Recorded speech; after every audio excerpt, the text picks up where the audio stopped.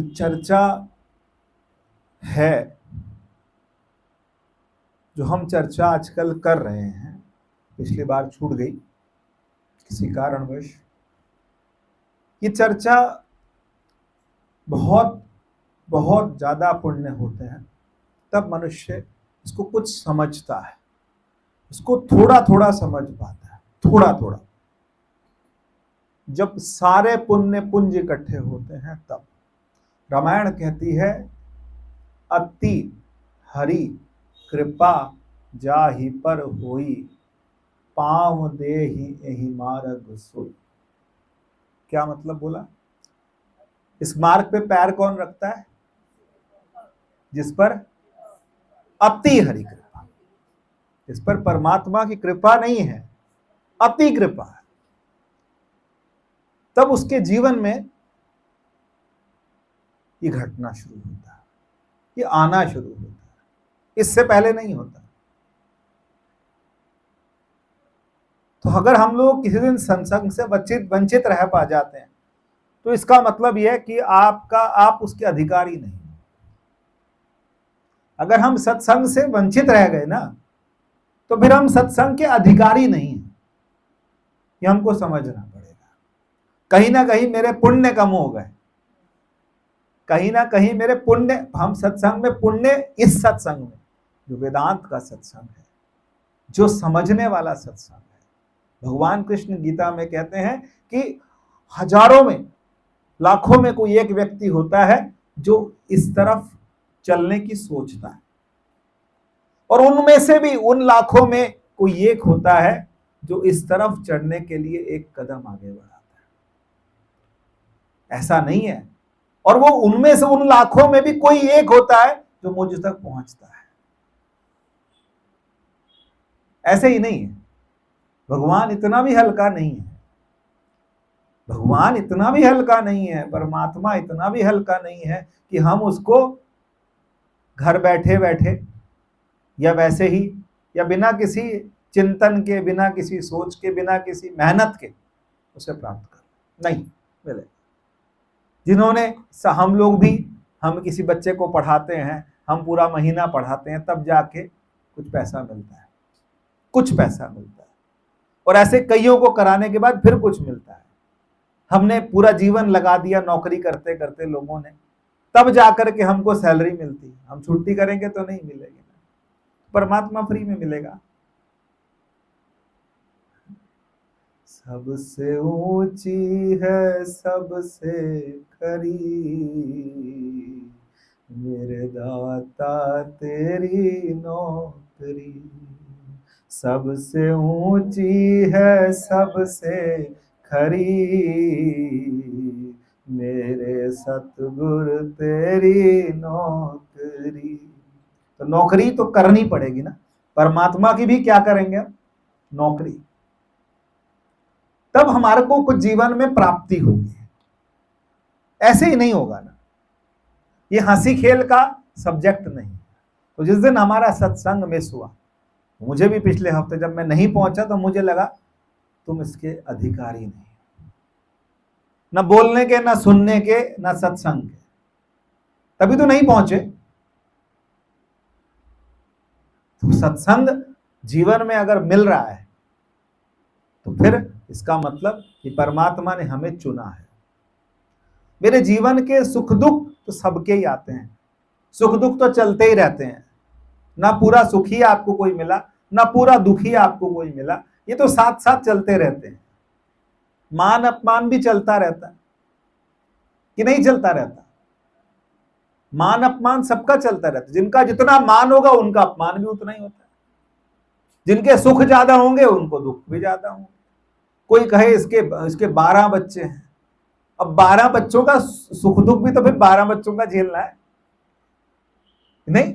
इतना परिवार है, इतना बड़ा कुटुंब है, तो बड़े कुटुंब वाले क्या कहते हैं, बुजुर्ग लोग क्या कहते हैं? इतना बड़ा कुटुंब है भाई, भगवान मुझे तो पहले ही मुक्ति दे दे, क्योंकि इनका दुख मेरे से नहीं देखा जाएगा। क्योंकि जीवन है, दुख तो आएगा, सुख भी आएगा। तो क्या कहते हैं? भगवान को कहते हैं हमारे को पहले ही, हमें इनका दुख ना देखना पड़े, यही कहते हैं बुजुर्ग लोग। तो इसलिए कहते हैं क्योंकि पता है कि जीवन में इनके सुख भी आएगा वो भी मैं देखूंगा, और दुख आएगा वो भी मैं देखूंगा, क्योंकि मैंने इनमें अपनापन डाल रखा है। ये अपनापन हमको क्या करना है, क्या करना है, निकालना है। अपनापन धीरे धीरे क्या करना है, अलग कर लेना है। या हम अपनापन किसको कर रखा है, हमने संसार में क्या किया हुआ, अपनापन किया, ये मेरा है, ये मेरा है, इसका सुख दुख भी मेरा है। यही हमारा क्या है, संसार के साथ में जो अपनत्व हमने जोड़ रखा है, इस जोड़ को हमको क्या करना है, थोड़ा थोड़ा इधर से लहटा के कहां लगाना है, वहां लगाना है जो हमेशा हमें देख रहा है, जो हमेशा हमारे लिए बैठा है, जो हमें क्या करता है, हमें प्रेम करता है, जो हमारा अपना है। अपना कौन है, मेरा अपना आप कौन है, मैं कौन हूं, जो सच्ची मैं है। अगर मुझे वो समझ आ जाए सच्ची मैं, तो मुझे क्या समझ आ जाए, परमात्मा समझ आ जाए। सच्ची मैं तो परमात्मा ही है हमारे। आज किसी से मिलना था तो लगता है, कभी कभी लगता है कि मिलना जरूरी है, कभी कभी लगता है नहीं मिले भी तब भी क्या होगा, हम मिले हुए हैं। कैसे मिले, मजाक में एक बार मेरे को सोम भैया ने बोला कि एक महात्मा जी आए हुए हैं, वो आपको याद कर रहे हैं। मैं जा नहीं पा रहा था, असमर्थ था, कहते आज चले जाएंगे। मैंने कहा वो भी लहर है, मैं भी लहर हूं, वो भी लहर है, मैं भी लहर हूं, उनमें भी पानी है, मुझ में भी पानी है, हम जुड़े हुए हैं। क्या हुआ,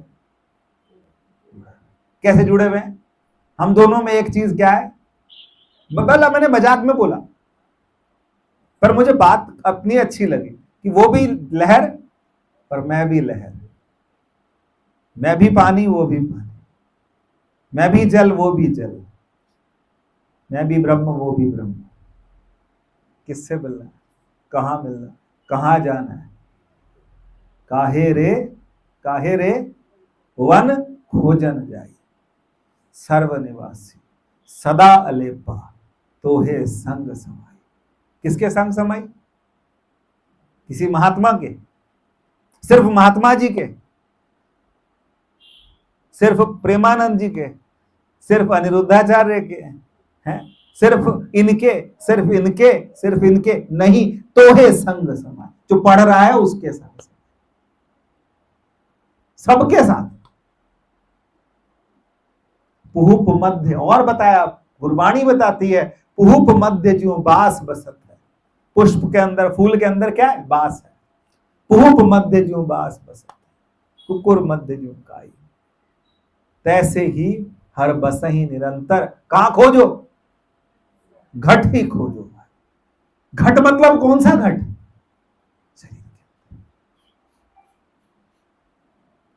लोग कहते हैं हम भी भगवान कृष्ण के समय पैदा होते तो हम महारास में चले जाते।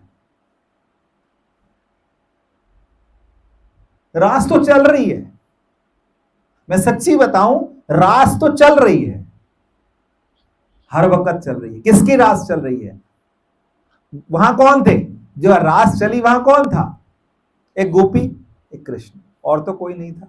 राधा जी को भी हम गोपी कह दें, भगवान शिव भी गोपी बन के गए, जितने देवता थे वो भी क्या बन के गए, गोपी बन के गए, जितने ऋषि थे वो भी क्या बन के गए। अब कन्हैया का टाइम आ रहा है, उनकी बात तो करो।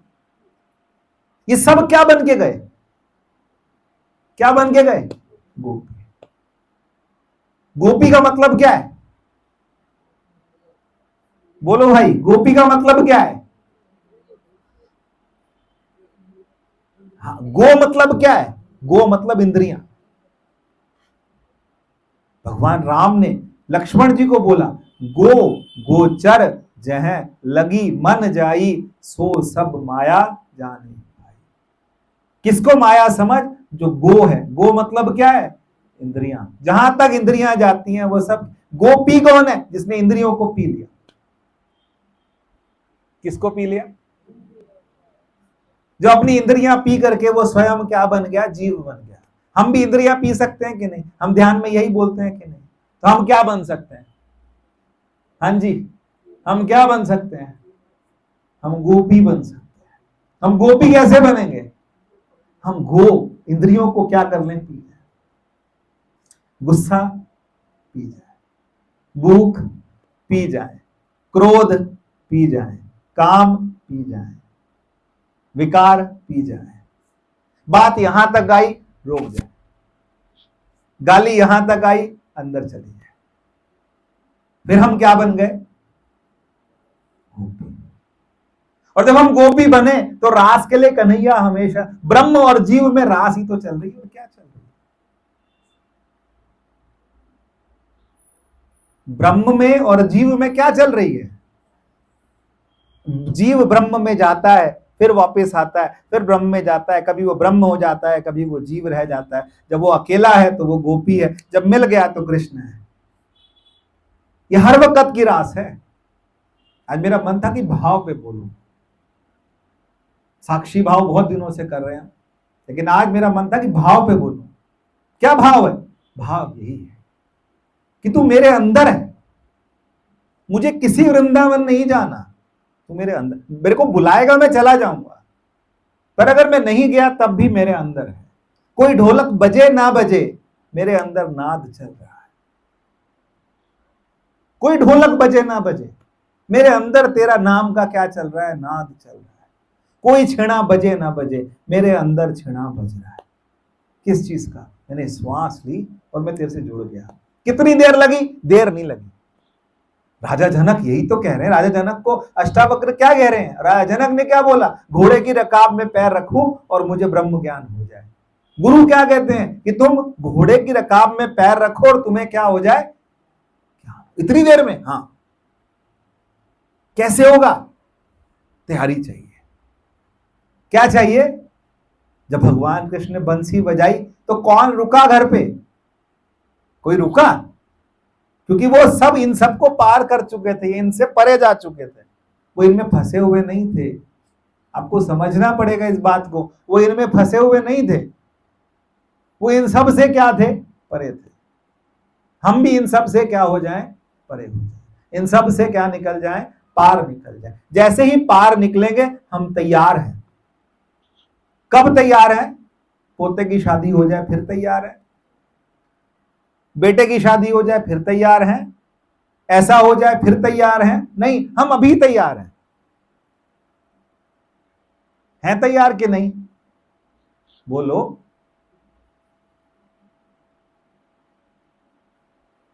कभी नहीं पता, कुछ नहीं पता। दीदी सोच रही थी कि रिटायरमेंट होगा तो मैं उससे, उसके बाद मेरा सब सेटिंग, उससे पहले ही देखो एकदम चोट लग गई।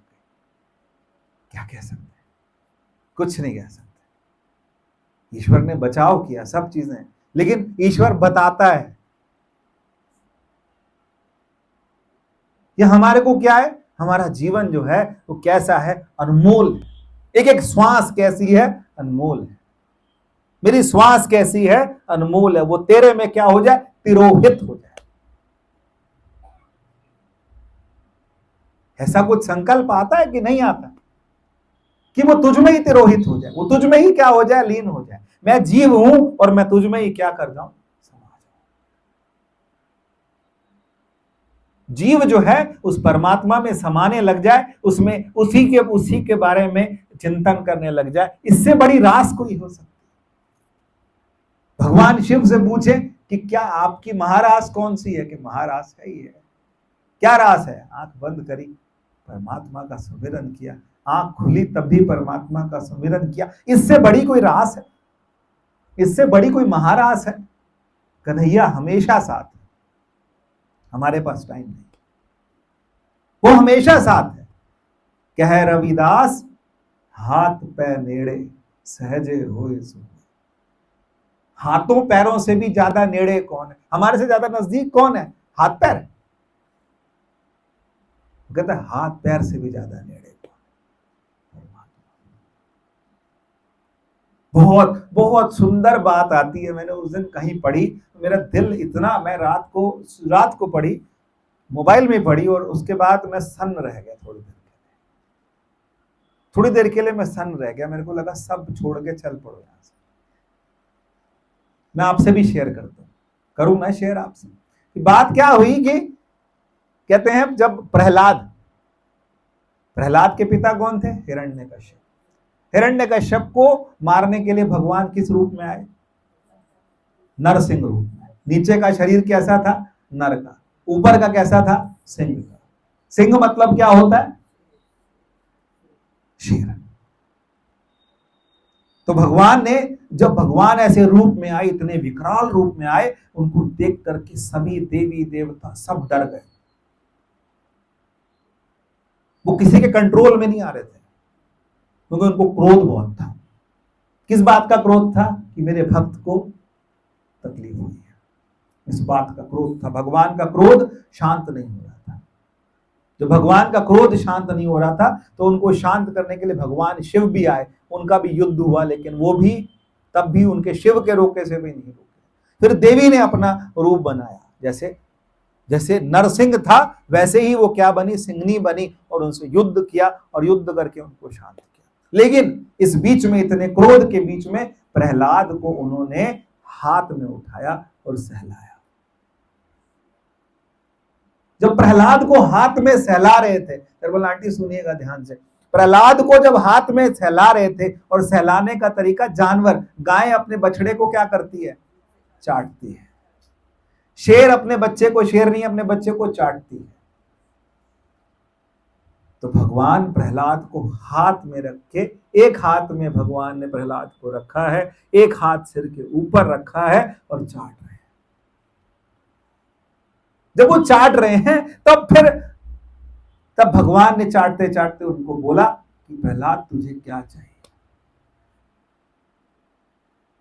तो प्रहलाद ने बहुत सुंदर जवाब दिया। भक्त जो होता है ना, निर्भीक हो जाता है।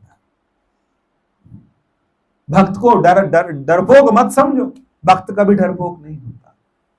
भक्त निर्भीक हो जाता है। उसने निर्भीकता से भगवान से बोला कि आपके पुत्र कौन है? कहने लगे ब्रह्मा। उनके पुत्र कौन है? कि शिव जी। आपकी पत्नी कौन है? लक्ष्मी। कहते ब्रह्मा जी आपके पुत्र हैं, कभी आपने गोद में उठाया? शिव आपके पुत्र के पुत्र मान लीजिए, तो क्या कभी आपने शिव को चाटा? लक्ष्मी जो आपके साथ हमेशा रहती है, कभी आपने उनके सिर पर हाथ रखा? कहते नहीं रखा। कहते ये तीनों आप मेरे से लेकर कर रहे हो, ये तीनों आप मेरे लिए कर रहे हो। आपने मुझे गोद में उठाया, आपने अपने हाथ पे मुझे रखा, आपने मेरे सिर पे हाथ रखा, आप मुझे चाट रहे हो, उसके बाद कहते हो कि तुझे कुछ चाहिए। कहते इससे ऊपर कुछ चाहिए? यही है, इससे ऊपर भी कुछ चाहिए कि परमात्मा सदैव हमारे लिए बैठा, लेकिन हमें कुछ और चाहिए। नहीं चाहिए कुछ और, हमें कुछ और चाहिए। ऐसा इससे ज्यादा मैं सोचता हूं, मेरे को लोग दो ही चीजें लगी। एक केवट के साथ भी यही हुआ। कहते केवट पिछले जन्म में कौन था? केवट पिछले जन्म में एक छोटा सा कछुआ था, जो कि क्षीर सागर के अंदर रहता था, भगवान के आसपास रहता था। लेकिन वो भगवान के चरणों को चाटना चाहता था, लेकिन भगवान के चरणों को चाट नहीं पाता था, क्योंकि वहां ऊपर कौन बैठता था? शेषनाग। वो फूंकार मारे, वो डर जाए, और साथ कौन बैठती थी? लक्ष्मी। वो भगा देती थी उसको, जाओ जाओ दूर। जो भगवान के पास रहते हैं वो भगवान के पास औरों को नहीं आने देते। जो संतों के पास रहते हैं वो संतों के पास किसी और को नहीं आने देते हैं ना। वो ठेकेदार बन के बाहर बैठे होते हैं ना। अब वो बेचारा रोज जाए, भगवान ने देखा उसको, उसके मन में आया, और भगवान ने उसका भाव की बात, उसके भाव को पूरा किया, और वो कहां आया? क्या बन के आया? केवट बन के आया। और जब वो केवट बन के आया, तो भगवान ने उनको, जब भगवान वहां पहुंचा, तो केवट, उसको पता था, उसको कुछ स्मृति थी। उसने क्या करा? उसने बोला, भील राजा को बोला कि आज सारी नाव पार लगवा दो, मेरी एक नाव खड़ी रहेगी, क्योंकि राम। कौन सी नाव? सबकी उधर लगवा दो, एक मेरी रहेगी। मान गया राजा। और उसके बाद जब भगवान आए, उसने भगवान के चरणों को चाटा, भगवान के चरणों में प्रेम किया। और इसको कौन देख रहा था? कौन देख रहा था? लक्ष्मण जी देख रहे थे। जो जो फुकार मारते थे वो भी आज मजबूर खड़े। माता सीता उनको देख रही है, जो उसको रोज हटाती थी आज वो देख। फिर केवट इतने में भी रुका नहीं। केवट ने क्या बोला? केवट ने बोला कि आओ भगवान आपके चरण पखारूं। अब चरण पखार लिए, चरण पखारे, पिए, जमीन पे भगवान पैर रखे, कहते आप फिर गंदे हो गए। फिर उसके बाद फिर बार बार करते करते भगवान कह रहे देर हो रही है, कहते रुको, एक काम करो, जब मैं आपके चरण पखार लूं आप मेरे दोनों हाथों के ऊपर अपने पैर रख दो। किस पे? मेरे दोनों हाथों पे अपने पैर रख दो। तो भगवान ने कहा ठीक है। जब भगवान ने दोनों हाथों पे पैर रखे, अब हाथ तो हिलते हैं, भगवान कहते मैं गिर जाऊंगा। कहते आप नहीं गिरोगे, मेरे सिर पे हाथ रख दो। कौन कहता है भक्त सीधे होते हैं? भक्त बहुत चतुर होता है। मेरे सिर पे क्या कर दो, इससे ऊपर कुछ चाहिए? कि भगवान के पैर किस पर? मेरे हाथों पर। और भगवान के हाथ किस पर? मेरे सिर पर। फिर भगवान कहते अब मैं जाऊं कैसे? कहते कोई बात नहीं, मैं आपको उठा के ले जाऊं। और नाव में तीनों को उठा के बैठाया। प्रेम, भाव, इतना भाव होना चाहिए हमारे मन के अंदर। और वो भाव किसी को दिखाना नहीं, जताना नहीं, बस भाव। इतना भाव हो मेरे अंदर कि मैं सब चीजें भूल जाऊं, सारी मर्यादाएं भूल जाऊं। पर संसार के लिए नहीं, परमात्मा के लिए, कि परमात्मा क्या है? मेरे अंदर है। इस जन्माष्टमी तक 8 दिन हम यही कर लें, मेरा भाव नहीं, भाव बन जाए मेरा। किसके लिए? परमात्मा। और आप ये सोचें कि ये भक्ति की बात कर रहे हैं, बिल्कुल भक्ति और ज्ञान। ज्ञान ही भक्ति नहीं कछु भेदा, उभय दोनों क्या करते हैं? दोनों क्या करते हैं? हरई भव संभव खेदा। जो भव की, जो आप समझिए कि भक्त अलग है, ज्ञानी अलग है। ज्ञानी किस तरह से भजते हैं? परमात्मा को। और भक्त कैसे भजते हैं? कि परमात्मा यहाँ है, परमात्मा यहाँ है। लेकिन जब भक्ति की परिपक्वता हो जाती है, जब भक्ति पक जाती है, तो उसको क्या लगता है कि भगवान कहाँ नहीं, भगवान कहाँ। ये भाव बनाना है। ये भाव से क्या होता है? हमको बल मिलता है। भाव बार बार, अगर आप 4 सेशन भक्ति के हो ना, 1 सेशन भाव का हो। 4 हफ्ते अगर भक्ति ज्ञान सुनो ना, तो 1 हफ्ते क्या सुनना चाहिए? भक्ति सुनना चाहिए। उस भक्त ने क्या किया था? उस भक्त ने भगवान को कैसे रिझाया?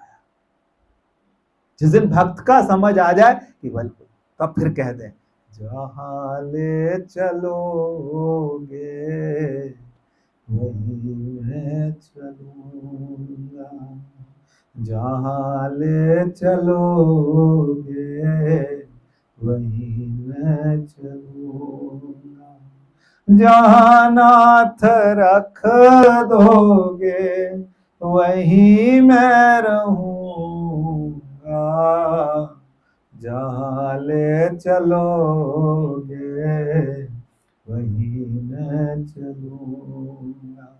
न कोई उल्हाना, ना कोई अर्जी, कर लो करा लो जो है तेरी मर्जी। न कोई उल्हाना, ना कोई अर्जी, कर लो करा लो जो है तेरी मर्जी। तुम्हें छोड़ कर ना, तुम्हें छोड़ कर ना किससे कहूँगा, जहाँ ले चलोगे वहीं मैं चलूँगा, जहाँ ले चलोगे वही मैं चुन। सबकी सबकी एक एक बात याद रखना, बेटे की, बहू की, भाई की, बहन की, पत्नी की, माता की, पिता की, सबकी एक एक बात याद रखना। इस स्थान पर इसने मुझे छोड़ दिया,